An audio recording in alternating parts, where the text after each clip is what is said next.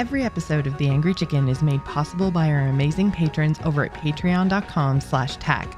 For more of Jocelyn's content, check out jossplays.com. And if you can't get enough of Ridiculous Hat, follow him over on Twitter at Ridiculous Hat. The Angry Chicken is a production of A Move TV.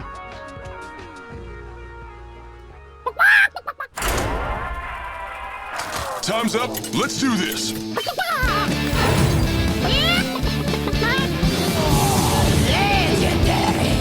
You face Jaraxxus.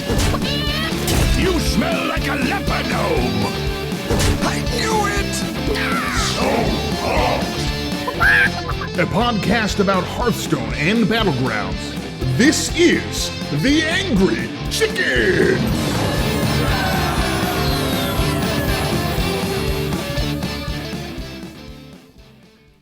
Hello and welcome to episode 498 of The Angry Chicken. I am your host and your anchor for now, Ridiculous Hat. Joss is still out for now. We're hopefully going to have her back next week, but we'll see. She'll be back soon. Thank you everyone for waiting. We miss her very much. But we have another amazing guest this week. Welcome to the show, Zeddy. Hello, Zeddy. Thank you for having me, Mr. Hat. And we did have Nova on in the pre-stream thing, but she dipped, unfortunately. Maybe she'll come back. You never know. That was just for me. Nova came to say hi. That was all I wanted. Nova is the cat. She heard Hat, and she had to come. I told you, she never comes when I'm recording. I don't know. It's like, if I can't give her full attention, she's not interested, but she just knew. She knew. She knew. Well, Nova, thank you for being here. Zeddy, thank you for being here. And Epic patrons, thank you so much for being here. We are supported by our patrons. You can become a patron by going over to patreon.com/TAC. You get access to the Discord server, bonus episodes when we do them, all sorts of cool stuff. So, listeners, we are going to start, as we do with all of our guests, we're going to start by talking to them a little bit. We're going to say hello. Well, we did that. But we're going to ask Zeddy about the real Zeddy that we don't see on streams. Well, we kind of do. But, Zeddy, I think that you're pretty well known in the Hearthstone community. You're influential. You're a big content creator at this point, 60,000 plus YouTube subscribers, 20,000 Twitter followers, assuming that site still works, bunch of people that watch you on Twitch every day. And I think it's fair to say your focus for a big chunk of that has been really more from a critical angle. So can you speak to how you see yourself fitting into the Hearthstone social scene? Yeah, I'm just the guy that's gonna be I don't know, I've always been someone who's super, I don't know what it is to say, critically minded, everything in my life, even my profession before this, I went to accounting where I'm analyzing and going through auditing people. I'm the guy that can kind of annoy you because he's going to tell you, this is not good, this is bad. I just always think critically minded. I just have. I'm also a pessimist. I'm always oh, I assume the worst always. So you see that when if Blizzard's made a decision that I'm kind of pessimistic about, I'm going to give my first more negative reaction to it first. It's just my natural reaction. And to some people that comes off as oh, he just hates everything or whatever, but just the way I think. But then when something if something goes really well, then I'm super excited about it. And I always try my best to, just when there's something good is going on to say it. Recently, I think this latest patch in Hearthstone, especially in Standard, has been one of the best in a long time. So I haven't been overly critical. I've been trying to just this really good, promote it on the YouTube and stuff. And I don't know, I feel like my role in the community, if anything, is just to inform people of what's going on and whether they might not be aware. The Heroic Brawl, for example, I'm not against the mode. I'm just against or I get frustrated by how I don't think it's very well communicated, the reward structure and stuff. So for that, I'm I just try and let people know as much as I can with my voice to be well, this is the reward structure that is pretty kind of hidden, but if you want to go for it, that's fine. I'm not saying the Heroic Brawl shouldn't exist. I just want you to be aware of it. So trying to educate people as much as I can and fill that void that, I don't know, just feel like it's not out there that much these days. At least I used to rely on old Crip videos when Crip would do a lot of discussion stuff. That was I watched that all the time. So it doesn't exist anymore. So I kind of do my own little thing on it. Gosh, that's been a minute now. Yeah, he used to do these analysis videos. I think that was back when he was a standard player. So we're talking 2018, 2017. He was standard in Arena in particular. Yeah, I remember. Couldn't skip the crypt. Very important. Yeah. So, And go ahead. no, you go ahead. I was just saying, like, that's the Crip is how I got into like Hearthstone, watching it, and especially on YouTube, that was like he had how good is this card video or whatever, and I would love that stuff. He would talk about it, and I don't know, like that content just kind of disappeared, and I kind of got into streaming myself as a former Crip mod and all that stuff. And I'm like, well, when I do my YouTube, maybe I'll eventually try something like that. And I just started like, I like Crip, where I did like gameplay and discussion. I just really like the discussion stuff and just kind of chopped off the gameplay. And that's where we're at now. Yeah, I think you're one of the few, maybe the only major YouTube channel that is like exclusively discussion. I know there are a few people that'll do, like Regis will do a discussion video every so often, but you just have news content, daily content. It's sometimes it's discussion, and sometimes it's like current events, and other times it can be, you know, some more off the wall stuff or tier lists or whatever. Yeah. So how did you know this approach was working? Because it sounds like you were spinning off of what you liked as a consumer, but it's definitely taken on its own personality at this point. Well, when I started off, my very first video was like my Hall of Fame prediction wish list. Because I'm like, nobody makes these videos these days. And I'm like, it'd be fun to talk about it. And even my first video got like almost 1,000 views with like no subs and stuff. And I don't know, just the discussion stuff always just got way more engagement. That is the engagement thing that really drives it. Like you get so many more comments, likes, just people talking, and that drives videos on YouTube. Like it helps a lot to have engagement. Whereas like a gameplay video, there's not much to talk about. Like, oh, I saw that was funny or something at that point, but it's not a lot to talk about. But when I'm talking about anything in Hearthstone, and I feel like Hearthstone is one of these weird games where people a lot of the time like talking about it more than they like playing it sometimes. Like what should get changed or nerfed, or what should they make, or what should happen. Like for me, a sign of that is the card reveal season, where there's like more hype for card reveals and reviewing them than I feel like there's actually with playing them a lot of the time. Like when you actually see the cards in action, it's like not as hype as just like, look at this new card, what is it gonna do? I don't know. So I kind of like go to that style of just gravitate to that type of hype and engagement. And my channel just, gravitated that way, that it just worked out. And all my biggest videos, outside of for like one little meme post I made that blew up, or like discussion, especially like the battle pass thing. But that was a whole different thing. But yeah, it just really came down to like the stuff I liked watching that I felt wasn't there anymore. Toast was another one who did a lot of that stuff, where he would talk about like lore of stuff or like historical stuff. I'm not good with lore, so I go more with like old niche cards, like top 10 whatever lists of like old style based cards, and kind of go with that. And I also can't edit like those guys can, so I'm really the more point and shoot and yap guy more than the editing guy. That still haven't developed that. Although if you watch like the Zeddy doc videos, if you ever watched that, like my cheating one and stuff, I've learned a little bit to do it, but it just takes so much more time and effort, and YouTube rarely rewards time and effort unless you really go in on it. So kind of been focused on this style.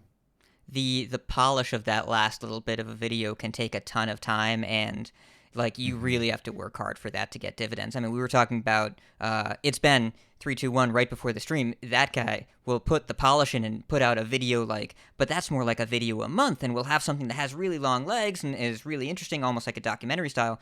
But you're doing daily content. There's just no time. Yeah. No. And it's hard enough to come up with something to talk about every day. Like I haven't missed a day since I think the summer of 2020 on YouTube. Oh my lord. So yeah, I've uploaded every single day, sometimes more than once. And it's unique content. Even if I do a gameplay video, which is rare, I still do an introduction for it and talk about stuff. So Yeah, it's a unique topic every day, and I don't script anything. It's always just off the cuff and just go from there, and it seems to work. I mean, it clearly is working from a numbers perspective, and you might have something to the point of sometimes people prefer to talk about instead of playing it because you're talking to someone that has 6 hours of Hearthstone podcasts every week. Like, I clearly understand some part of that appeal, but it's interesting that I wonder what does that. It explains the Twitch presence as well, because it can be stressful to play your own game, and sometimes you just don't have the time or energy. You don't want to play the whole thing. You only want to see chunks of it. And you have a pretty active Twitch persona too. And there's like people want to watch gameplay and stuff too, but it's like there's so many other people doing that, so it's like I'll fill the other niche, and you know, if I felt there was more of a need for gameplay from me, I would do it. I would be fine with it. But whenever I've done it, it's like it does okay, but it just doesn't excite me to get going there. And I also just don't find myself that entertaining with gameplay stuff. I don't know. I'm too negative and too whiny, even for me to get excited when I play, because I'm the worst loser in the world, and it shows when I'm playing. So no complaint streams though. No complaint streams are the best. That's a lot of quietness. But they're fun. I enjoy that. I try and do like one a month, just especially if I have been extra salty lately. It's like, all right. And then I can prove to myself I can not complain. I do pretty good on them, but I have to make a genuine effort. Otherwise, I'm just going to be a baby. And when you stream every day, pretty much, it's hard to put in that effort, at least for me. Yeah, I have to imagine that playing a game as your job makes it difficult for that game to be a positive experience every day, even though we very clearly love the game because we keep doing it. But, yeah, you know, there are a lot of things that you can love, and maybe that day you don't get along. Before I even talk about your Twitch, though, the Zeddys this year, like, Cora recorded this basically a dev interview on her phone in her bathroom after she moved, and just like threw that in the middle of the video. That was pretty amazing. Like, yeah, I didn't even give them much. Like, I sent a message to Alkali, I think, like on Boxing Day. I'm like, I'm trying to get this out by New Year's. I kind of bugged them about it a while ago, but they got so many billion things going on that it probably got lost in the shuffle. But I'm like, I'm doing an award for best expansion of the year, and I would love to have this. It was looking like Nathri was going to win, which Cora didn't believe. She thought for sure Sunken City was going to win. But I'm like, do you think Cora would be available? And she was sick and moving. And she still managed to find time and do a really pleasant, delightful, basically like a dev interview. When I was just saying, like, all you'd have to do is say thanks and maybe say a little joke or something. But no, she went. It was awesome, and people really enjoyed it in the comments. And Cora's just an amazing person. I was a big fan of hers before she even started on Hearthstone, and I don't know, every interaction I've had with her has been great. Even like during like some negative times, she's always been a good like kind of neutral party to like talk about stuff, and always open to talk. And all the stuff I ever hear that she's worked on always seems to come out really good. Like, I think Nathri was one of the better sets in a long time too. So I was really happy, and I was happy it was successful too. Seemed to move some numbers, at least they said it did. And even on like, I remember like even Regis's review numbers were just ridiculous for Nathria, and for some reason the Death Knight stuff just didn't take off. It's so weird. I don't get that, but yeah, it's just a really cool experience to have her on there, and so humbling that she would even make the effort for our silly little show, where we had like quite a few people show up. It's everybody that won the major category came in, and that was awesome. Yeah, it was a really fun video, and you know, the middle set of each year seems to perform pretty well, but I mean, they've also all had pretty strong designs. I mean, I know you have feelings about last year's middle set that we don't necessarily need to delve into right now, but I would say that in general, when we look at middle sets, that I feel like that's when excitement kind of builds, because people's experience translates from what they're going through at the current moment. And so after rotation, that's when the novelty happens, and that's when it's easy to build up excitement for the next set. When you're in the middle of the year, then you're starting to look at, well, will these cards that I'm playing with now be good for the rest of the year? Do I have to wait for rotation again? It feels like the longest point from there. But Nathria, I agree, it was very well done, very evocative, interesting, very board-based. Yes, I said it. Even though neutral legendaries were pretty involved in conversation, I think that people that wanted to play longer games with minions in play got the opportunity to do that. I miss my prince. I miss my prince.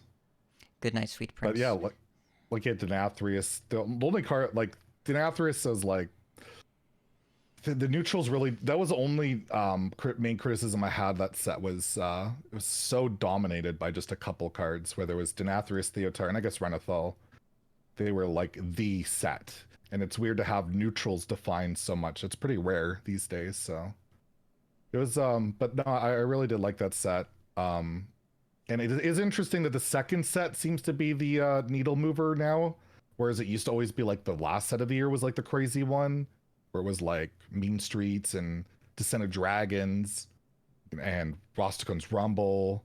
You know, one of these things is not like the others. Yeah, but and I guess he did have for a second also Skullomance is like one of the most bonkers sets ever. So Skullomance, Saviors of Uldum was interesting. Like there have been some middle sets that have really been interesting, and last year's was very polarizing. Stormwind, as we're referring to, very polarizing. Some people really loved it, some people really didn't. But we only have a little bit more time with the quest, and most of them have been nerfed. So it seems like that we're they pretty much murdered almost everything from that set at this point. So that's pretty true. Almost. So, we talked about a little bit about how gameplay can be kind of challenging, but you have a very active Twitch channel, and I'm curious in diving into the difference between YouTube Zeddy and Twitch Zeddy, because they seem like pretty different people. Well, Twitch Zeddy's playing the game live, and he, like myself, I'm a terrible loser. I've always been a terrible loser. I've tried to work on it, but in the heat of the moment, I'm always just mad, and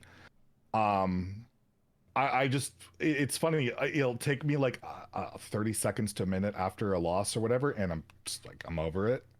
And so basically what you see on YouTube is me not playing and being over like any loss I might have had, or just a bad experience or whatever. Like at the end of the day, it's like, who cares? Like I lost again. Like it's just heat of the moment. I get, perturbed and stuff. So you're more likely to see me grumpy or say something I don't really mean because I'm annoyed. But even on Twitch, I've gotten a lot better over the years. Also helps that I don't stream as much as I used to. I used to do like every day, like 8 to 10 hours. Like I did way too much. Like that's just not healthy. And and I've just learned to like, try and grow up a little bit sometimes. But I just had a bad day yesterday where I lost like, I think it was 12 of 15 games. Like just nothing would go my way, and I'd been awake for 20 hours because my sleep's always messed up, and I was like for me really bad for current day, and if I would go back like 3 years, that was like nothing. So I've gotten better, but you make that impression early on in your streaming career that you're just this irrational angry jackass. That kind of stays with you, and that's fine. But on YouTube, you don't really see that ever because I've had that time to like compose or think about things, and that's just me, normal. But yeah, Twitch, if you see that negative side, you see that clip of me being really salty, I just really hate losing. And it rarely is ever my fault. So it's funny how that works bad out. Game design or bad luck or blah blah blah. And then after I think about it for a little bit, like, I probably just play like crap or did something stupid, or it's a card game. Best days you're gonna win like 60% I don't know. It's just definitely a personal flaw I have, and it shows the most when I stream. It rarely shows on YouTube. Although there have been like instances of it when I do like a big rant video. Like I'll just bring up that Battle Pass video, which back when they launched the Battle Pass, I got really mad and all that stuff, but I did something really stupid in the video that I still regret to this day, where I was legitimately angry recording that one, and I never record videos angry. It was the first video I'd ever had to re-record because I said stuff I regretted, and I still put out stuff I regret, where I like call other content creators spineless and all this stuff, and I'm like, really hate that I did that, because like, first off, I don't think that's the case at all, and second, it was just like me pitting myself against the world for no reason. It's like, and I got a lot of backlash over that, and that was good that I did, because like it was just something like, yeah, it was just dumb and me just being angry and stupid. So you do see glimpses of it on YouTube really rarely. That was one of them. And on Twitch, it's more of just me being a salty baby. And if I get called out for it shortly after a game, I kind of like, yeah, you're pretty much right, I'm being a bitch, and move on from there. A humble and honest answer. We take those. And, you know, I think it's fair to say that you've grown from the experience. It helps that, like, I feel like you have a better relationship with the Hearthstone team. You've grown as a creator. You have, like you said, reduced the amount of time you spend playing, because during the COVID lockdown, like, I'm not a streamer, but I try to do that every day just to give myself some structure, and it absolutely changes your relationship with the game. It's not the sort of thing that you can just turn on, turn off, and it's really hard to feel like that you have agency over how things go and how you feel when you have to play this game for viewers in order to have something going on. Mm-hmm. And I'm the problem I also have is a very obsessive personality. I don't know if you like my achievements and all that stuff. It's like I have to get them done, and I just I might not stream as much as I do, but I still play as much Hearthstone as I pretty much always have. Like, I play a lot off stream. Most Hearthstone content creators don't play like at all off stream, and I play like maybe more. Like, I'm almost at 1,500 Death Knight wins. And it is February, sir. The class has been out for 2 months and 2 days. A Demon Hunter, I'm at 1,900. It's like, it's so stupid. But like, when I get like something going off in my head, I go, and yeah, I don't know. So at least if I'm playing it off and like I'm just doing whatever, it's a little bit more, I don't know. And actually, I find like when you have an audience watching you, you're more, at least for me, I'm more inclined to be like, well, I'm gonna bitch to try and get them to be like, yeah, you're right. It's that type of thing. Whereas if I'm off stream, I'm not ranting and raving and yelling, or at least not usually. Nova doesn't put up with it, so. Yeah, it's different. It's a game, and Hearthstone's not designed as a game that you're supposed to really play for like 8 to 10 hours a day. It just isn't.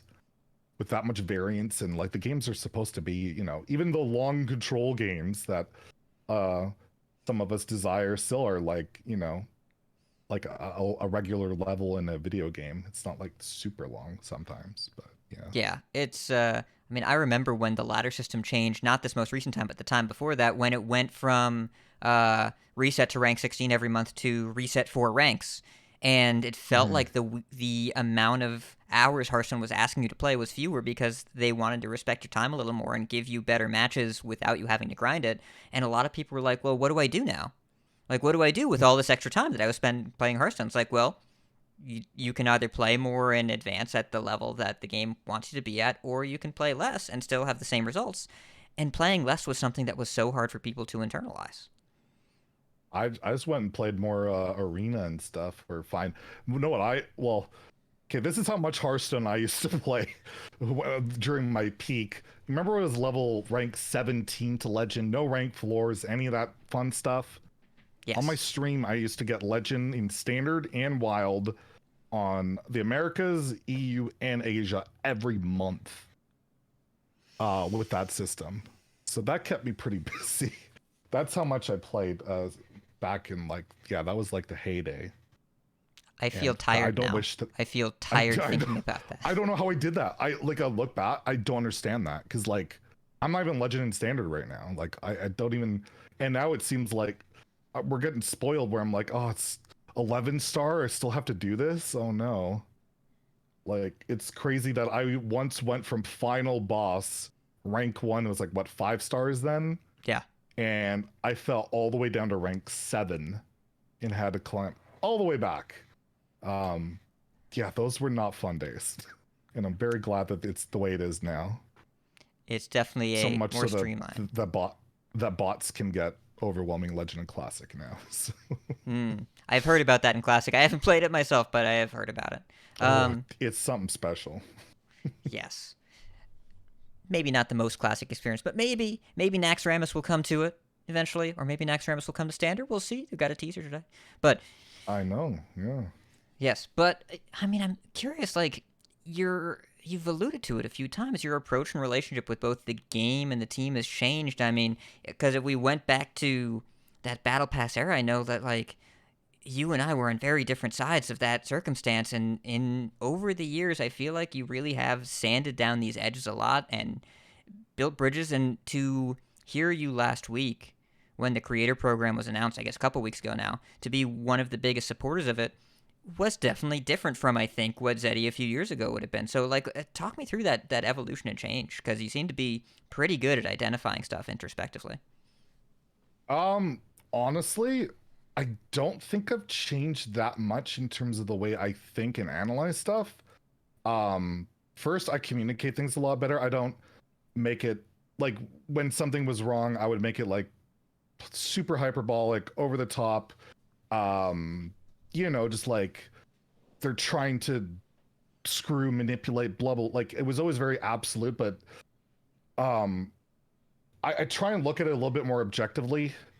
And also I feel like a lot of their decisions lately have been much better than a lot of old decisions. Like this creator program, there's like no negative to it. Like the old system is, I personally know, as someone who's been making Hearthstone content for over 5 years, was terrible because I didn't even know that a creator program existed within like 3 or so years. And when I found out, it was like a secret boy, like old boys club, and it was like just invite only and very clicky. And hell, I was like completely shunned from ever even be able to communicate about it. And it was just like, now we have this new system where you openly know what the requirements are. They're reasonable. The Twitch viewership might have been a little bit high, but honestly, not really. And now you have a path. And before, it was literally, you didn't even know it existed. And they didn't, and the fact that they're investing time and money into this, when they don't have to, it really isn't going to make them bank almost at all. I can't imagine how they're gonna really make money off of this that much. Like the only way they can really make money off of it is they make this creator program. They're able to help other creators get so big that they help sell more Hearthstone packs. It's pretty unlikely. It's more just like, we're trying to build a good community thing here. Alkali's worked her butt off for years about it. I don't know if you know about this, but I've been friends with Alkali for like well before she's community manager.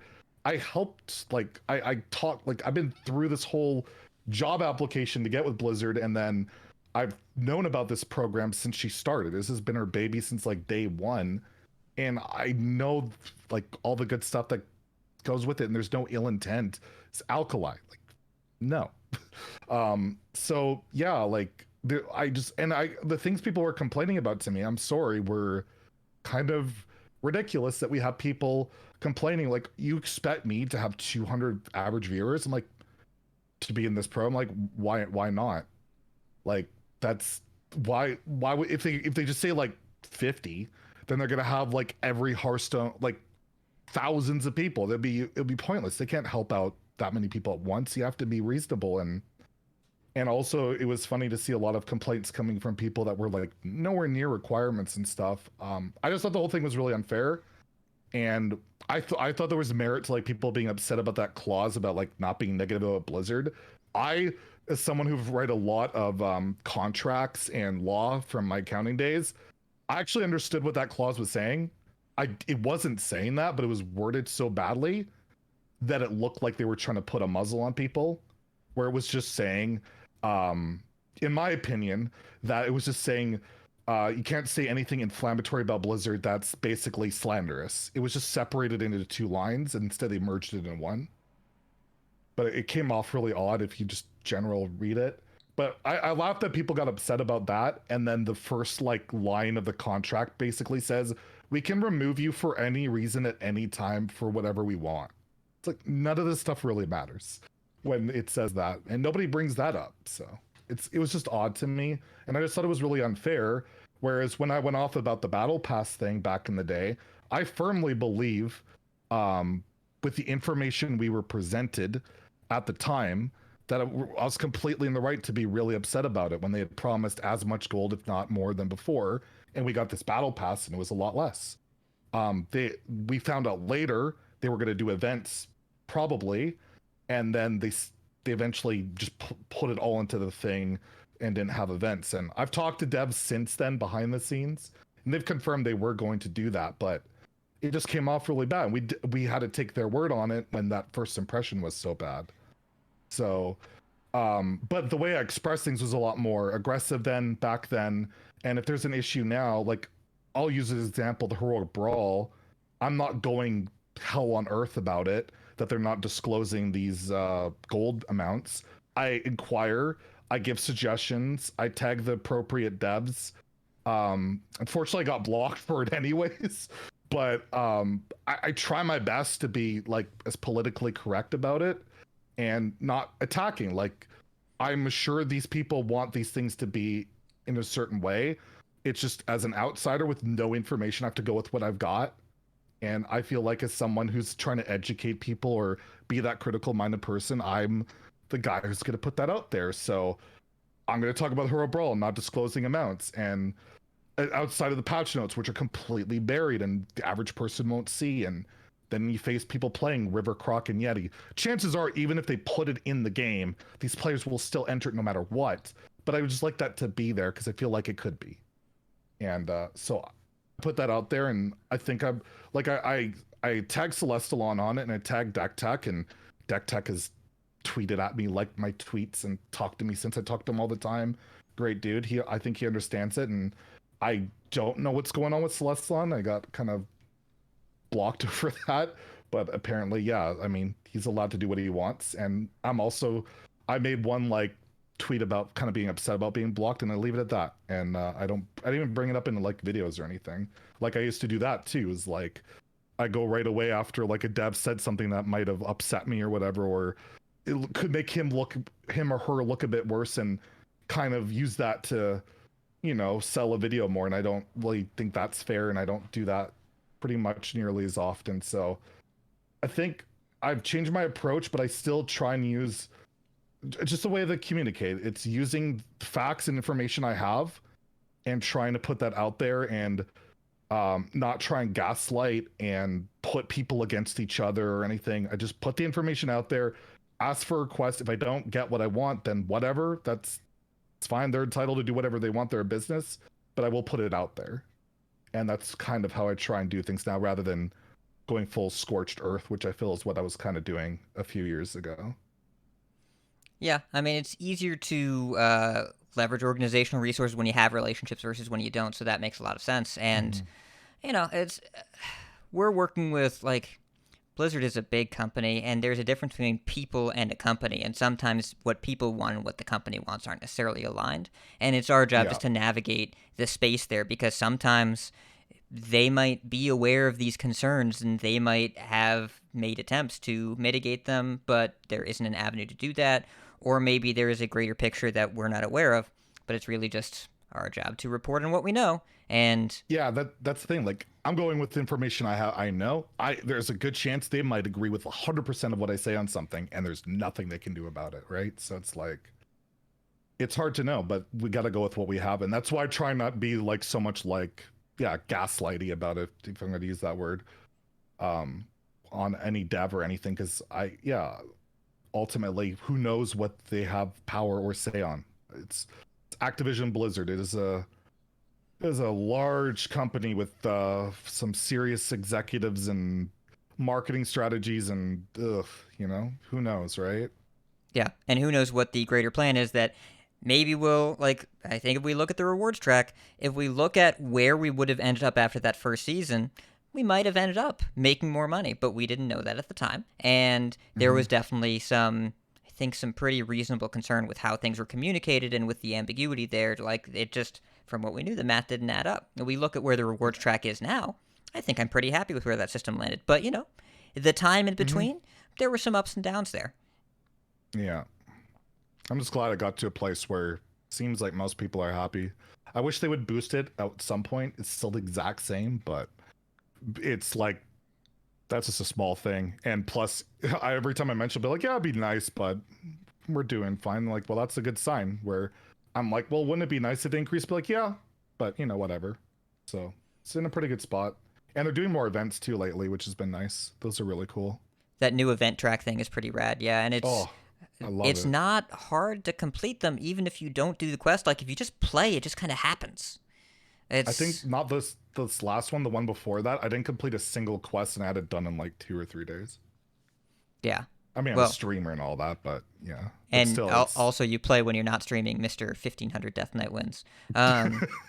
But this segues us pretty well. Like, where do you think the trajectory of Hearthstone is going? As a lot of content creators we've talked to, and I've talked to on this show, other shows, whatever, the YouTube situation is definitely a tumultuous one right now. Like you're doing very well, and there are a few creators that I can think of that are, but also a lot of others are seeing a big drop off in gameplay videos, and the Death Knight gameplay I think didn't land content wise the way that people thought it would. So I'm curious about where you think the trajectory of the game, both from the gameplay, the client, and the content creation perspective. Where do you see it going?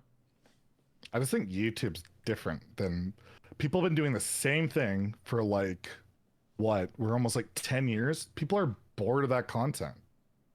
People like, if you watch, like, you see the content that works on YouTube these days, it's not just rip a VOD gameplay, like it's challenges or collaborations or a big discussion of tier lists or top 10s, or like, that's what YouTube is these days. And if you just straight up upload the gameplay, it's not going to go that great. I think Marvel Snap's a minor exception right now because it's so new and it's doing very well. It's very popular, but I just think that people are sticking to the same formula that might have worked a long time ago, but things change. I don't think that's a thing on Hearthstone. I just think that's a thing on the style of content. Because look at Rorin, like he tries to do Marvel Snap content lately, and his videos for Snap do so much worse than Hearthstone.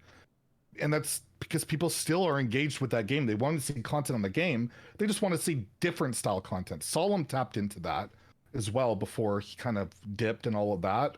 And even Raffle's kind of an example where, yeah, he does gameplay, but it's so tailored to YouTube. Dane as well.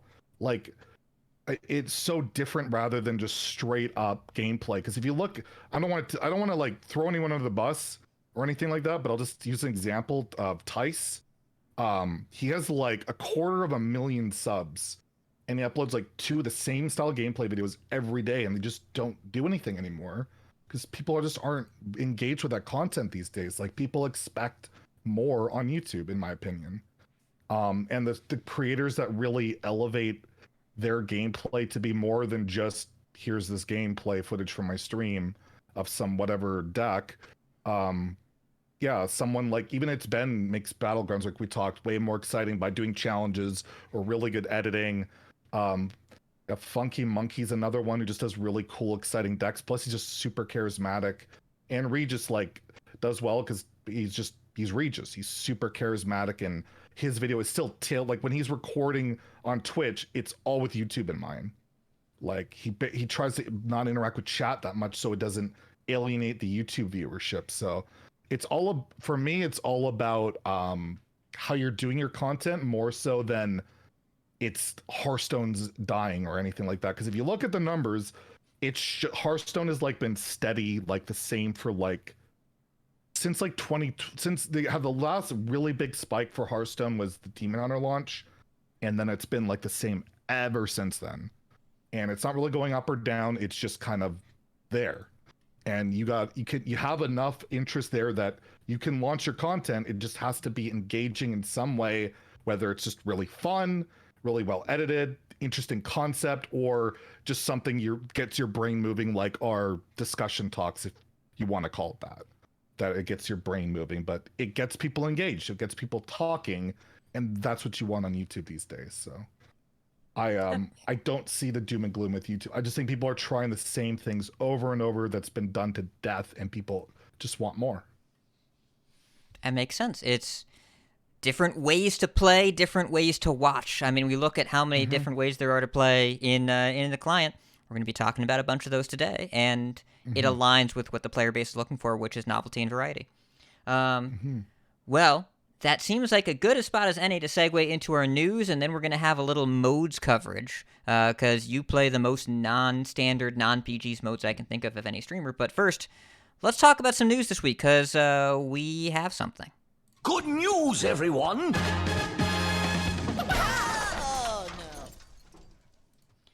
So, Mercenaries got a big update.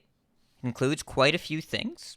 6 new mercenaries, dual types being added, faction flags, including Horde and Alliance, among others. You'll see those in the corner. I know those have been asked for a little while. And a new Mythic Boss Rush weekly challenge. If you're a PvE player, they take the bounties, they remove all the filler nodes, and it's just boss, different boss, then 2 bosses at once.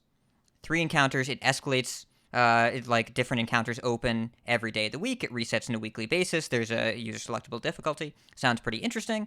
And also the late-game content, you can spend that late-game currency Renown, which is what you get for your excess coins, and use that to power up your mercs beyond maximum for PvE fights. And this goes endlessly, which is good because this is the end of Mercenaries content updates. I should probably just quote this patch pretty directly.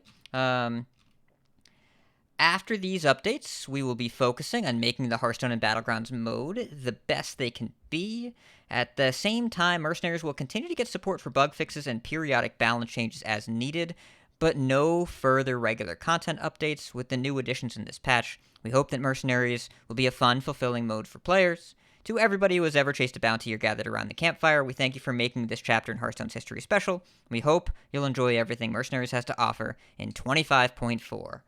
For those of you Heroes of the Storm players out there, you know what this means. This is called Maintenance Mode, and this means that the devs that were working on the Mercenaries team will largely be reallocated to work on the other modes and polish them, sustain them, focus on other places where there's a little bit more player interest. I think I've spun you up as much as I can, so go. Oh, sad. Yeah. Just like the whole mode from day one when they got unveiled, it's just been just one misstep after another. Like there was something here. I'm pretty sure there was something here. I'm not like a Mercs hater. Like a lot of people just like to dunk on it and disregard it completely. I've done every task for every mercenary. Everyone's at level 30, mostly for achievements, but still, I didn't hate it. And yeah, I played it a ton. There's so many things that would have to be done to make it like more engaging. This isn't enough this patch, but yeah, it's just kind of sad to see because there is a player base out there that really enjoys it. I feel bad for like Crimson Panda. One of the Merc content creators kind of left out there. Old Guardian still chips away here and there.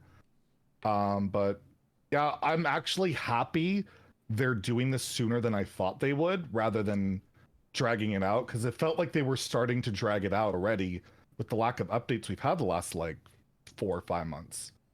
And so I guess the writing's kind of been on the wall. I just think it's sad. And I do hope the devs are being reallocated. No one's like losing their jobs over this or anything like that. That would really suck. But that reveal stream, it's like they never recovered almost from that. But people forget, like the first couple days, it did well on Twitch. Rarin was, before he became like what he is now, he got a big surge from it. He got like 10,000 subs, I think, and was getting like 20,000 views a video on Mercs for quite a while. The support wasn't there right out the gate, really. And the updates weren't fast enough, and they weren't fast enough to correct stuff. And they also made things a little bit worse with like the task acquisition. They did that little stealth nerf that really upset people to make it grindier. And then they ended up making that way better later. But it's like, why did they do that in the first place if they're going to make it better a year later? But there's so many missteps. And the fact that I think one of the biggest things is it's silly, but I asked for it for day one. There's no auto battle. For a game that's as grindy as Mercenaries is, doing like task to task to task, because it really isn't built around PvP. They just kind of threw that in there. They really wanted to be about doing like tasks and going around doing PvE.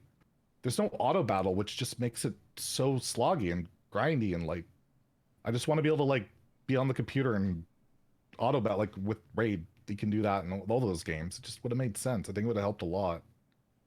If you could have had a second instance of Hearthstone open and done mercs while you were doing a BG or a standard, that would have been great, right? Like I absolutely would have done that. And yeah, Mercenaries is ironically perhaps my most covered topic over at PC Gamer, oddly enough, because the reveal stream, the launch stream, was really not great. It was really, really overwhelming in info, and the only thing that most people took away from it was just that it cost a bunch of money. And I got to play it early access early on, and I described the mode as like a side dish, right? As like mac and cheese. It's not my entree, but I'll play it every so often. And I agree with you. I found that the gameplay was actually kind of compelling, and they had this problem where you're right that I think PvP was kind of added on late, but it also was kind of rad because it was really interesting and there was a ton of depth to it. And then getting there was this enormous time commitment that it felt like the gameplay was actually pretty decent, but all the systems kept getting in the way. And like you had to max you had to level them to 30, then max out like all this stuff because you got that stat boost. So couldn't just and that would take for every character that would take hours upon hours, and then you go into PvP, right? You couldn't even pay your way.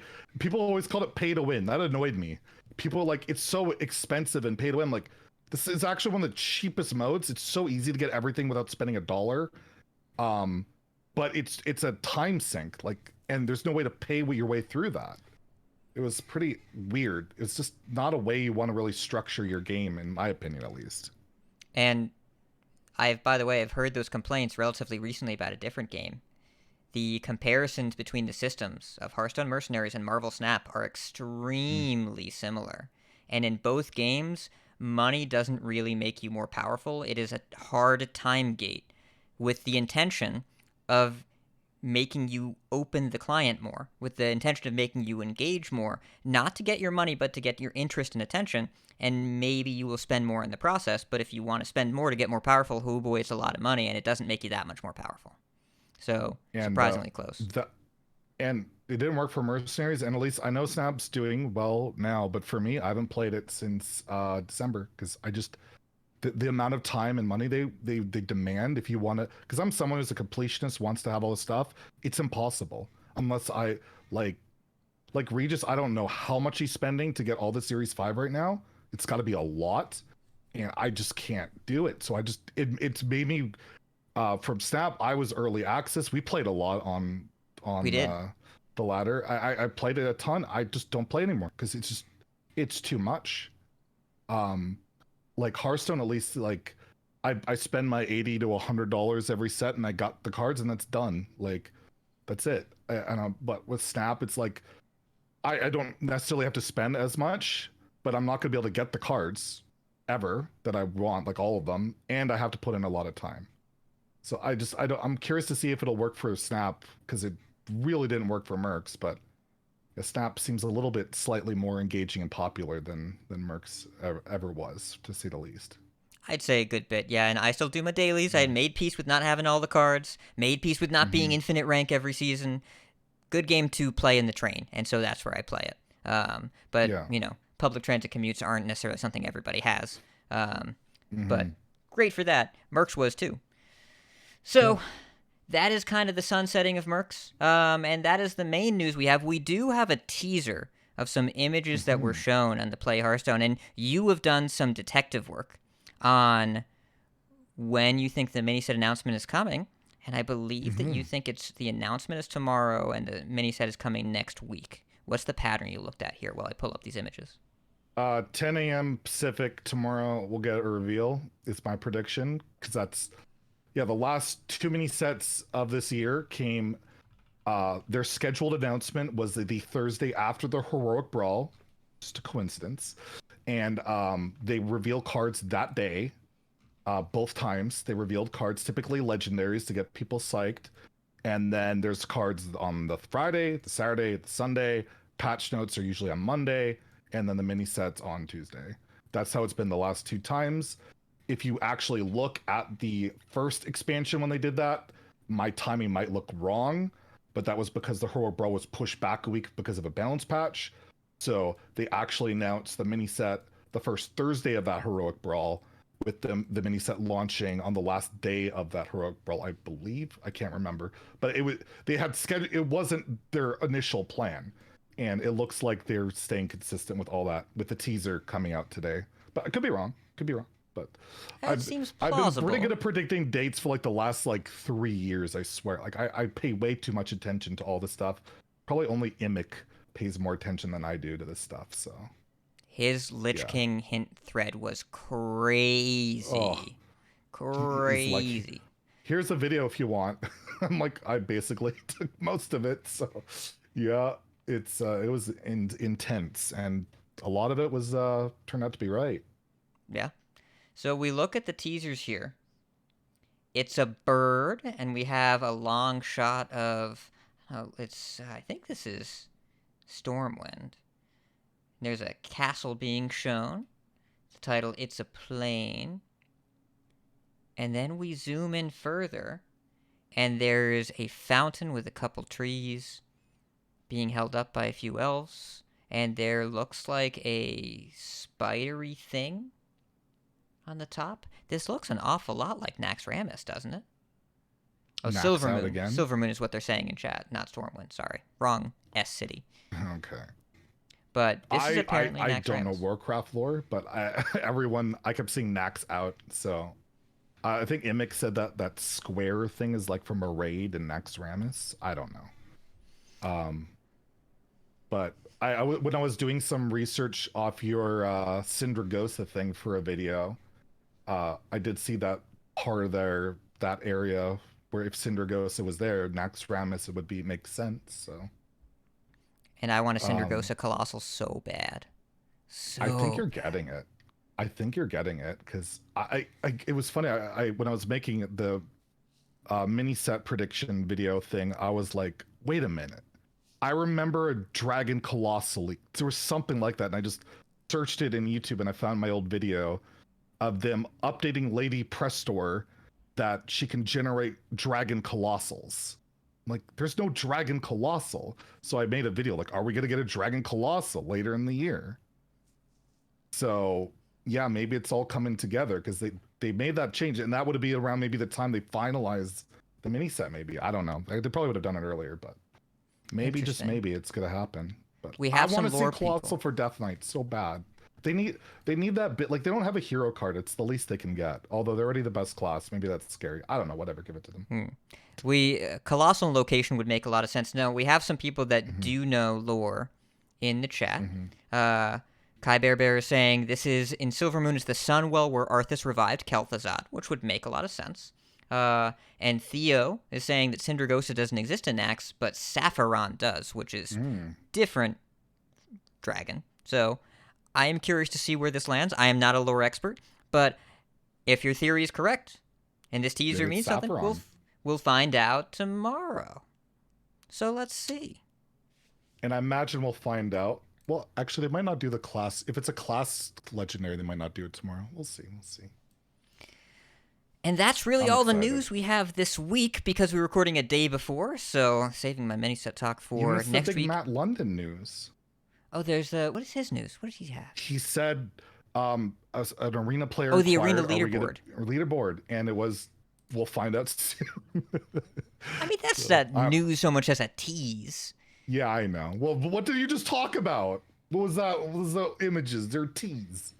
I suppose so. So, Matt Lennon alluded to updates to Arena coming soon, including maybe Arena leaderboard stuff. So, we'll see, because those haven't been updated in a little while. Yeah. A long while. Still, live one would be nice. And also would duels leaderboard, you know? Arena, duels, different modes? You know, that's a great segue, Zeddy. Let's go talk about some modes. Do I have a modes bumper? I don't. I'm going to play the strategy bumper. We're going to live with that. Hit it very hard.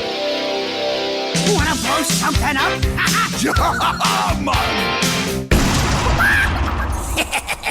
Time to pay!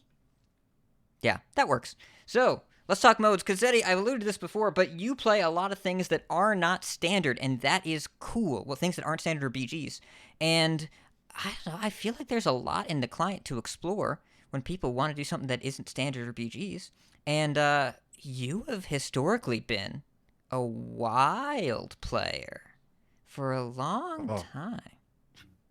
I'm not wearing shoes right now, thankfully, so I didn't have to tie them. The But meme callback. Our highly engaged yeah. listeners will know that mention. But yes, hmm so, and I like Wild was where you kind of made your name for yourself as a streamer, right? That was where you started it. I I get like one of my first big things I did, I guess, was my Mali Druid. I think it was during Kobolds because he just had Oaken Summons and Twig, and I think that was Twig was Kobolds. It was And like Cycle of Legendary Furious Weapons. Halbert, the card that changed it all for me, that gave me my little break in Wild, was Ixlid, the Fungal Lord. And I wanted to test an interaction. This wasn't like I wasn't thinking this deck would be good. I just wanted to test an interaction because I've hit Wild Legend every season. There's been Wild Legend, and I wanted to see what would happen if I played Ixlid and then Malagos and then Faceless. What would happen? Would I get 4 Malagoses or Malagese, whatever you want to call it? I don't know. And it did. And I'm like, oh, this is cool. And I did the Avionic thing to make it happen. And then I started at rank 11 in Wild, that stream. And I went like 95% to rank 2 Legend in Wild, playing this just jank Malagos. It just farmed Reno Priest, which was really popular then. And that was like one of my big things where I actually made a deck that still there's like remnants of it still to this day almost. So that was really fun. But yeah, I think I've just always been known as the guy that just plays anything in Hearthstone that's whatever I'm not bored of. I don't really focus on anything specific. If I'm not enjoying Standard, then I go play Wild. If I'm not enjoying Wild, I play Arena. If I'm not enjoying Arena, I play Duels. If I'm not enjoying any of them, then I'm really grumpy and probably on Twitter a lot complaining. But a fate worse than death. I'm someone who gets bored of playing the same mode all the time. I don't know. We have all these cool modes in the game, and I don't get why people don't use them more. Like, I get Wild, probably, like, you disenchant your cards for Standard, and, like, you can't keep up. But, like, Arena is just such a classic, basic, good Hearthstone mode that I fell in love with Hearthstone with more than anything. Watching Crip, I used to watch Ratsma, Amaz, Hafu, and, like, Trump play Arena all the time. I freaking loved it. And then I played it a lot and got, like, leaderboard for the first time and all that stuff. It was... To me, like, Arena is like the purest of Hearthstone. And then, yeah, like, Duels makes me sad these days. And then, yeah, Wild is just cool to just do dumb stuff. Wild for me has always been the place to do, like, pretty dumb stuff. But these days it's really hard to do dumb stuff because it's so crazy how out of control it's gotten with, like, 3 nerfs the last 3 years. A mode like that probably needs a bit more than that, and so that's, but it's still the place I go to. That's where I achievement hunt now. That's the dumb stuff I do is achievement hunting in Wild. I do exclusively there, so I can do dumb stuff in the dumpster and try and get these silly achievements done and put out my silly little guide. I enjoy exploring, like, my MMR in Wild is not the same as my standard MMR, and I enjoy being at the level where you see other people also just trying stuff. Like, I went into Wild and I played a bunch of full Outcast DH. Just Control F for every card that says Outcast in the game, put them all in the deck, see what happens. And you end up with these pop-off turns with Wretched Exile and Vengeful Wallopers, and it's a dream. And, you know, it doesn't always win because sometimes you get Cataclysmed and then you take 30 or whatever, but, you know. Other times, it's like there's some minions going back and forth. You bump back and forth, and it's also been really fun to see DK make the biggest splash, at least at first, in that format, because you kind of fix a lot of the corpse problems when you're hero powering on one and making a corpse right away. It feels natural. It felt right. It's like it almost could be one. Honestly, I wonder if I bet you they thought about that in development because at 2 it's pretty slow and you don't get any tempo out of it if there's nothing on the board. So but yeah, watching DK thrive there, and I gotta say, if you're someone who's like on the fence about Wild at all, you have some cards to play, low rank dumpster Wild is some of the best Hearthstone out there. It's so ridiculous what you never know what you're gonna face, and it's usually hilarious and fun. It's not until you're like the higher ranks where like the tiny number of us are, where it's miserable. But where you hear only people complain, saying it's unplayable and all that stuff all the time. But the average player at the lower ranks, they're just facing like the most ridiculous stuff all the time. And I will say, when I like start a new account or do a free to play run, it's just amazing what you might see in WoW compared to any other mode in the game. Yeah, I lack the experience of playing Wild at a high level, so I can't speak to that specifically. But I know that they're, like, you know, as the format gets more cards, it's going to be more powerful because it has more powerful things in it. And it's, I don't know, Wild is a tricky format to think about because it's pretty wide, but has a bunch of different appeals that maybe aren't always compatible. Some people really want to play older strategy against other older strategies, and other people want to do the most powerful thing in the world. And like, I don't know how to navigate that. I assume that you've thought about this too. Like, where do you think that middle ground needs to be, or is there a possible middle ground? I just think you try and like hit the absolute outliers every once in a while, just to freshen things up for people at top ranks. Because if you nerf a pillager rogue, nobody's going to care at lower ranks. They're not going to notice. And the people that more likely to care are going to enjoy it a bit more. You nerf like a quest mage. That one is a bit trickier because it's such a popular deck, even like terrible variants of it. But maybe nerf it in a way that it only really affects the higher ranks. I just feel like you would make a lot of people happier by making these changes every once in a while just to freshen it up. Because it's just like losing to the same deck or playing against the same deck over and over in any game or any mode is just, it gets boring and tiresome. And we've had the same style of decks be like the top dog in Wild for like over a year. In any other format, they would have, you know, nerfed stuff a long time ago, whether it's like Battlegrounds or Standard, even Duels. I just wish Wild would kind of get that, at least the Duels treatment of like maybe like a balance patch, roughly maybe every expansion. Not like anything major, but just something to hit the outliers at the higher ranks, just to like make some people happier with that. Because I still feel like the casual regular player, it wouldn't affect their ability to play their deck of old unless it was like really niche situations like a quest mage, which is trickier, and be like, well, maybe just mess with parrot a little bit or potion of illusion a little bit to do that rather than the actual quest, which a lot of us just would love to see deleted, but I feel like that card's too popular to do that. So that's why they don't like touch Big Priest ever, because even when you start off at like the newbie ranks, you always face some style of Big Priest because people love that deck. I don't know why. I've never gravitated to it, but people love. It's one of the most popular ones out there. You, like, can't deny it. So I know why they're apprehensive to ever touch it. And it's a fine line, but I just feel like hitting those outliers for higher level players would just be a really nice thing, and would just shut up some content creators a little bit, maybe, and also just maybe help for the, you know, the content creation game where you're typically playing at the higher level, doing that stuff. Yeah, it's been. I remember I was watching a clip of Raffle, who, you know, he's there to do his style of content, his YouTube-focused style of content, where he's doing interesting different things, and just playing against, you saw the clip of Orion, just going off over and over again in Secret Mage, where you just kind of don't get to do anything there. And I understand Secret Mage is not the kind of deck that you're necessarily talking about, it's the high legend performer. No, that's actually one of the decks. Okay. He's played high level, and it doesn't let you play the game. That's one of the most frustrating things, is secrets, especially Mage. They counter like everything now. It's like you can't play around it. It's really frustrating. So no, that is a good example, even of one that I would like. I might do a video on if I was to do a big wild balance patch, what would I do? And I might do that sooner than later, because there's been a lot of frustration. Not that it'll do anything, but it's just fun to talk about.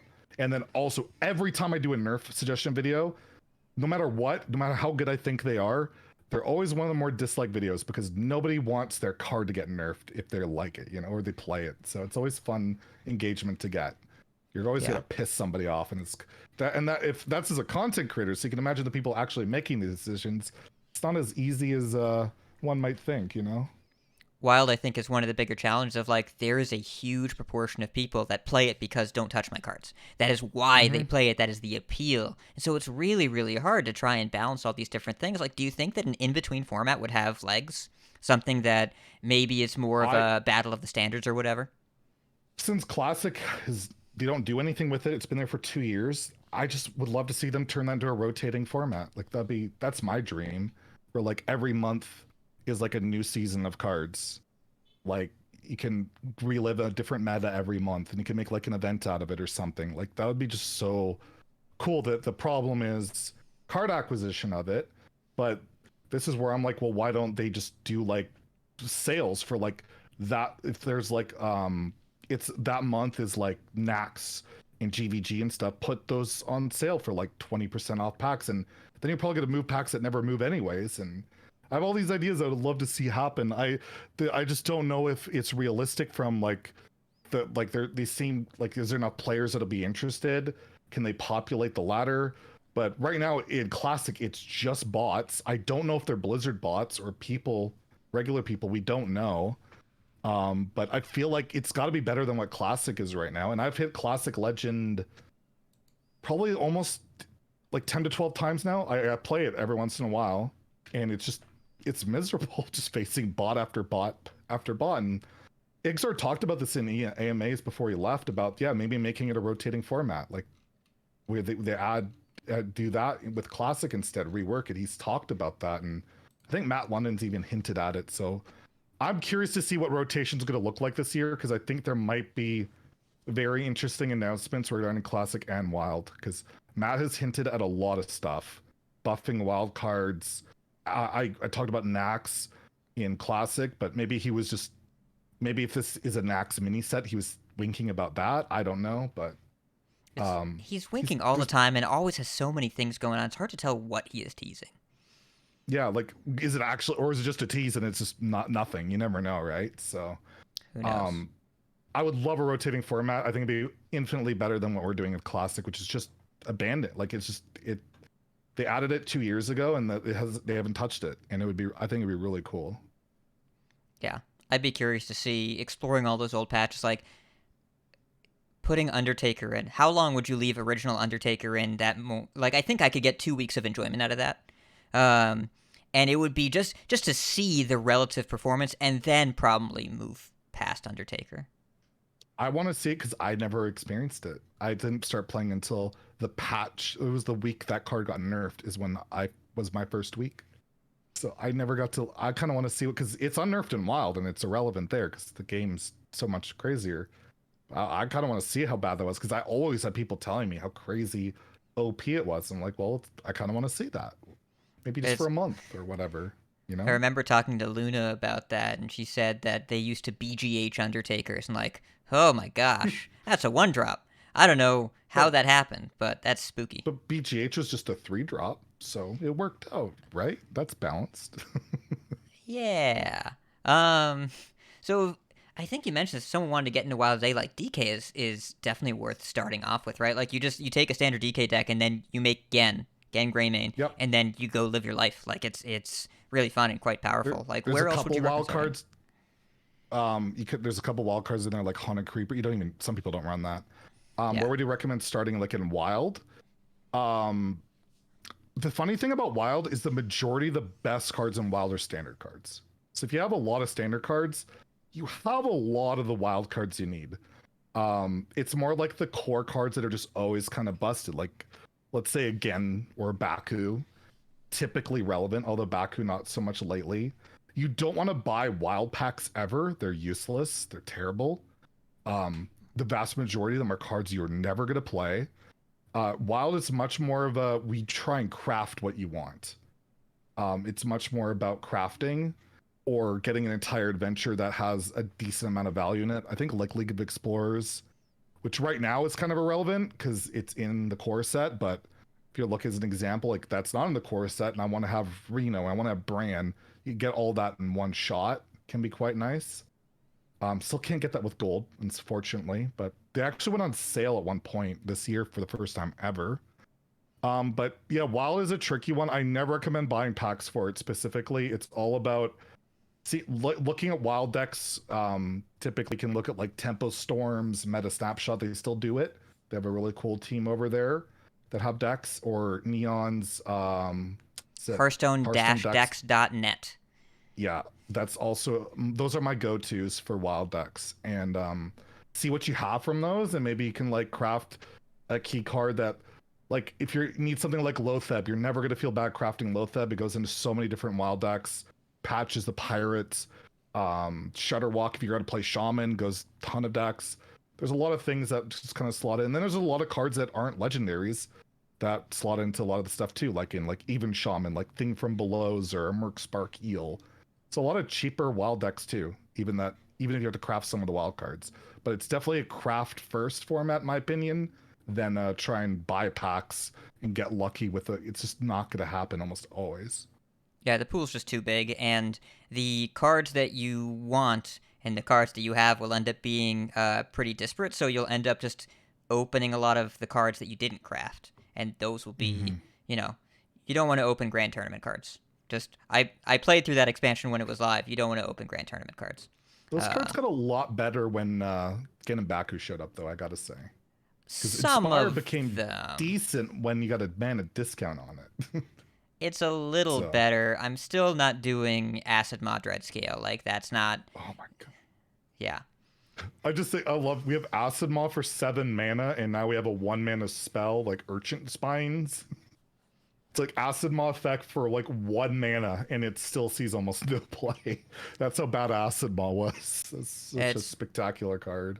It was the first time I think 2 class legendaries were printed in the same set because you were meant to play them together, and it was it didn't end up working out that way. Dreadscale was playable to an extent at least, but it was okay. Yeah, it was a tech card in a Just Say and Hunter list, but like that's only going to go so far. Yeah. And so we talked a little bit about Arena, but you talked about format where crazy stuff happens being wild. But what about duels? I mean, I know that duels, like, there's been some ups and downs with it lately, and I know the new DK introduction to the class was like, it's pretty powerful, and there have been some things going on there, but I'm curious about where you think duels fits into this, because you've played quite a few duels runs on stream. Yeah, so duels, when it launched, I played it quite a bit, and then I just found the variants, the buckets, and the passives too much, and I stopped playing for quite a while. And then United Storm would happen. I was at the point where I didn't want to play Hearthstone anymore. I hated it that much. I just did not enjoy the game. And I kept having people say, like, play duels. They've improved it a ton. Atish is great. Gotta play it. I'm like, all right, I'll play it.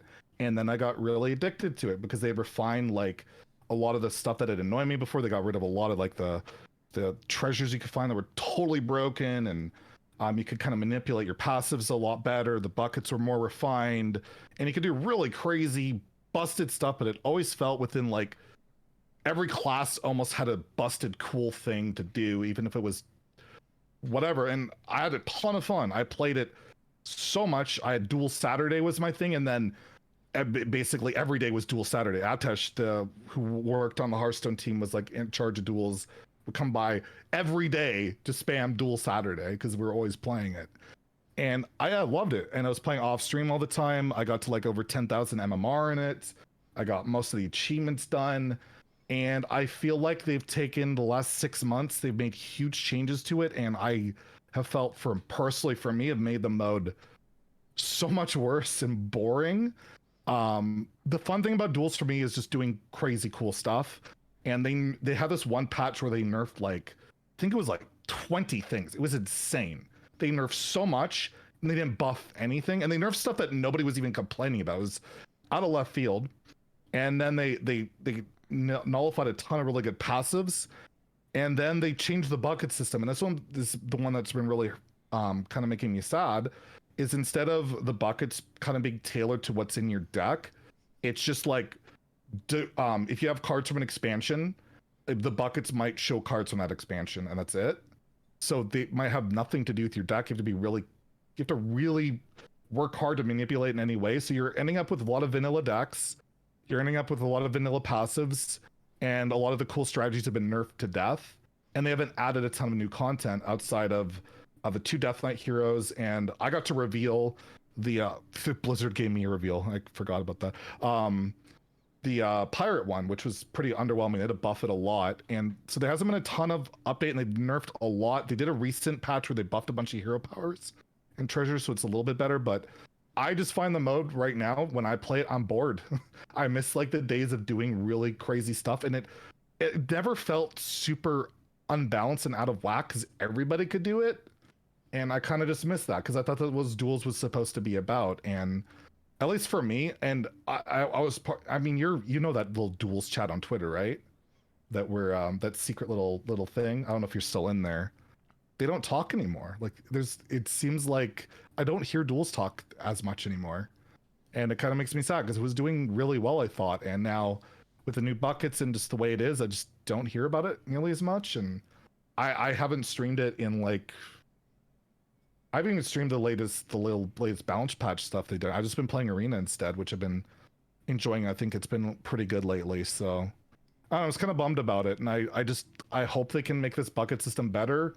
My understanding is it's there because it was too much time and work to constantly update the buckets for every content update and all these different possible combinations of card types, and it just sounds like they didn't have the resources anymore. So it's more of like almost like a scaling back of anything.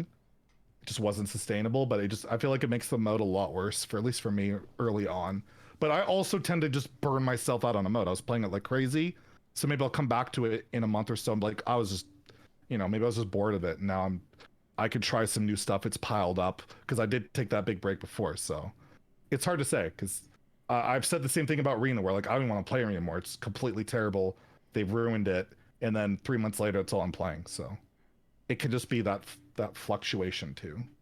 Yeah, I mean, changes happen in bunches, and usually when the mode is seeing the least change is when they're working on the most stuff, because they have the fewest resources for live because they're working on something behind the scenes. So, yeah, the bucket change was something that I don't find myself with as much time in the client these days, and when I was playing duels, I remember feeling like everyone was just super powerful. Like my favorite strategy earlier last year was this crazy demon hunter outcast thing where you would play largely from hand and you would just attack for these huge numbers with Gift of the Legion, like not even the infinite combos, just playing a bunch of stuff and smacking people for a bunch of damage and doing when you play a fell spell, you shoot a 2 damage missile. It was really, really fun. And you would sometimes do these like turn 1 kills, but also other times then you would just get stopped or beaten yourself very quickly. And it felt like the intensity was turned all the way up.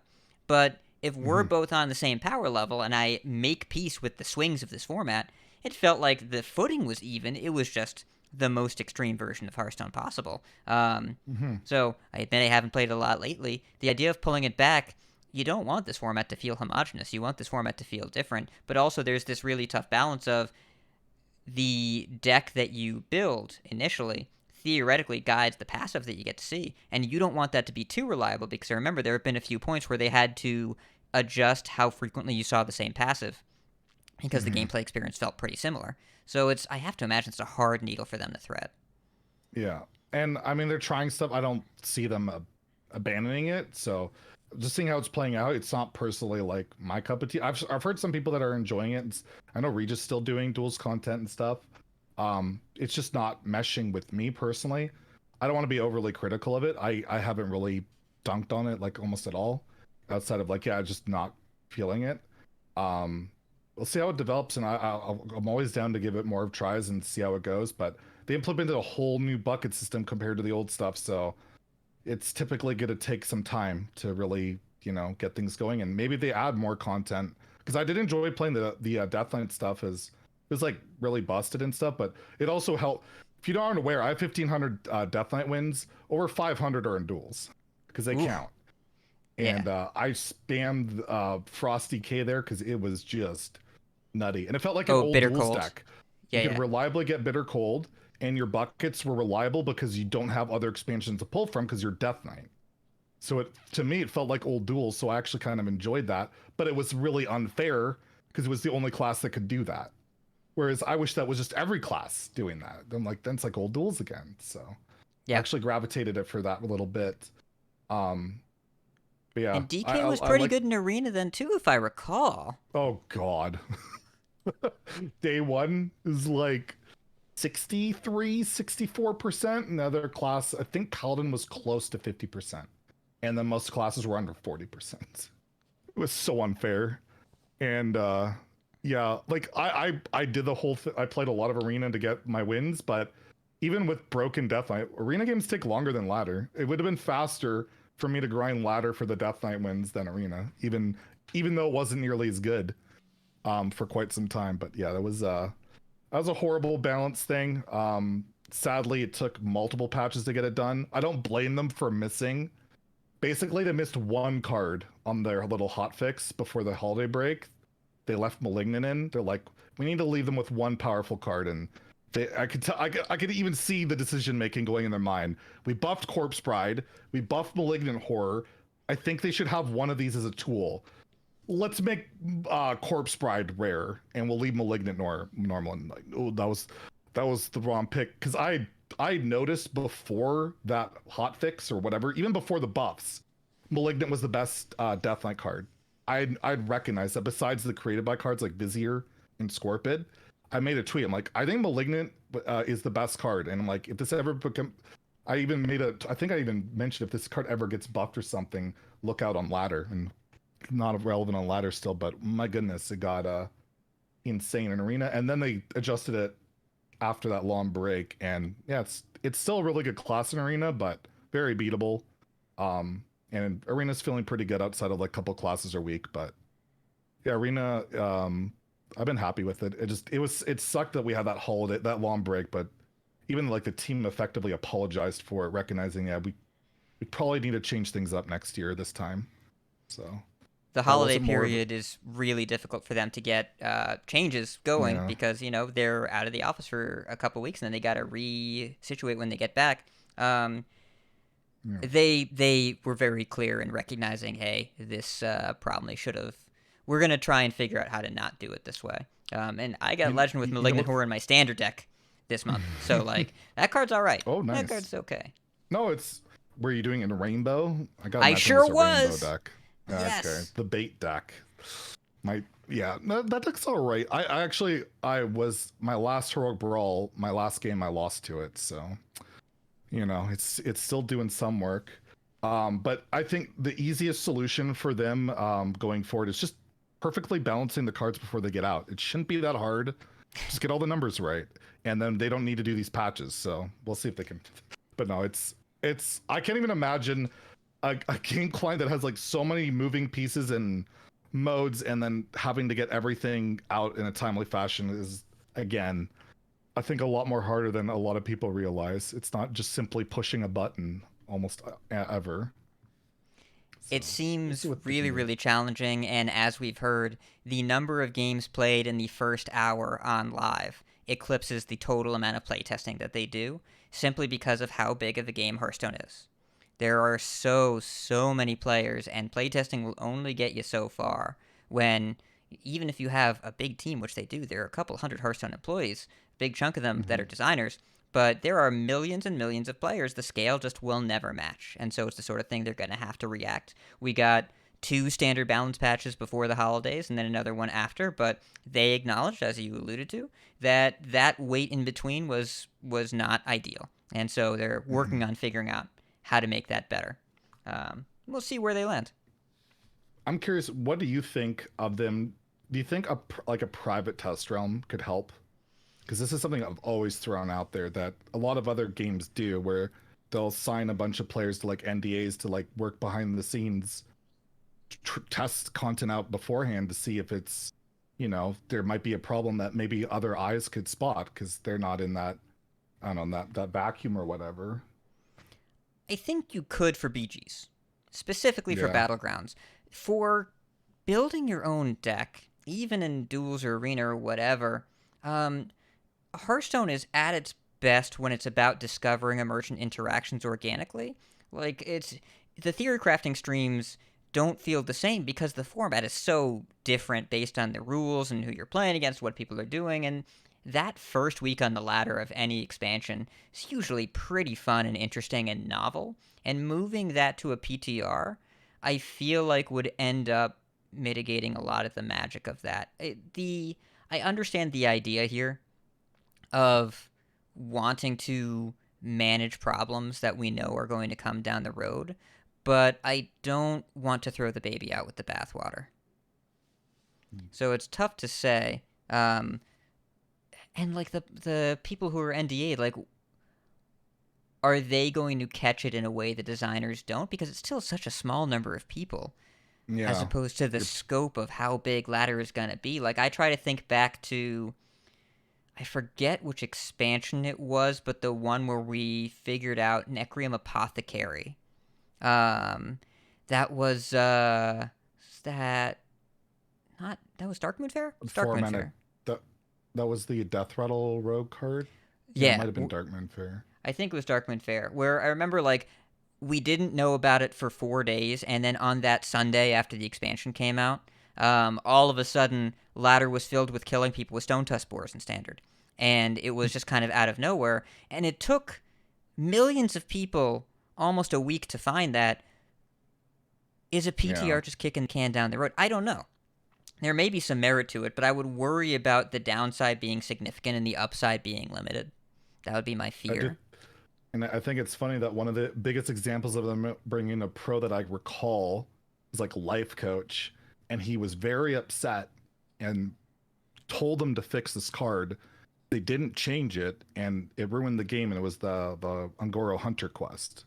It was going to ruin Hearthstone. So there is like, it's like how much would it value, how much value is it in there when they might get upset like that over a card that doesn't ever see play even to this very day. It's hard to tell. Like, who's going to catch Wretched Tiller? Who's going to catch Tortolan Pilgrim? Like, these sort of things are just, they're wacky things, and I think some player actually lived to find those rules outliers and lean into them. I think Tiller was figured out on Twitter in like 5 minutes, if I remember when it got revealed. That's probably true. Tortolan Pilgrim took a minute. The wild stuff, I mean, they literally, I don't think they put any thought into what it'll do in Wild. So I don't really, and I don't, they've said that, so I don't even expect it anymore. It's just like, once we spot it, I just hope it gets fixed fast. That's all. So I won't throw them under the bus for that. I'm like, the only one that I'm like, the one that kind of upset me was the, for example, is the Galakron Shaman, which is you literally just put all the Galakron cards together, and it was broken day one. Like, there was no refining needed. It was just like one of those, is like, how did this happen? But I don't know if, outside of Day One Demon Hunter, which is the next expansion after that, I don't know if we've had a big example of that happen since. So I think a lot of the balance issues have just come because it's like you said, there's like a million players, a billion moving pieces, and a lot of powerful cards, and you never know which ones are really going to pop off. Because I make my power creep comparison tweets all the time.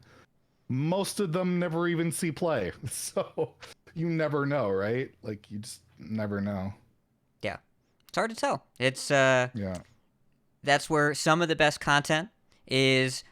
Card reviews are the best content that keep on giving because people love to go back a month later. And that's why I always believe in making definitive, bold predictions, because being wrong as a content creator is about as good as being right. Because you get a lot of views after the fact for being really wrong about stuff. And I have a lot of practice there. Trust me, it works. Scabs for me created a meme with Nova that's lasted to this day where she's terrified of how broken that card is because I won't take the blame of giving it 5 stars. Someday. Although it's actually, I mean, it's busted in Wild with Pillager Rogue. That deck doesn't exist without it, but yeah. But that deck has some other stuff going on. Yeah, it's a little bit. Yes. Anyways, you have a stream to catch, so we're going to wind down here at the end of our show. Right. So, TAC patrons, thank you so much for your support. Thanks for listening. You can become a TAC patron by going over to patreon.com/TAC. Gets you access to TAC Discord, other perks. We really want to shout out our producers, Dustin C. and Jarrett F.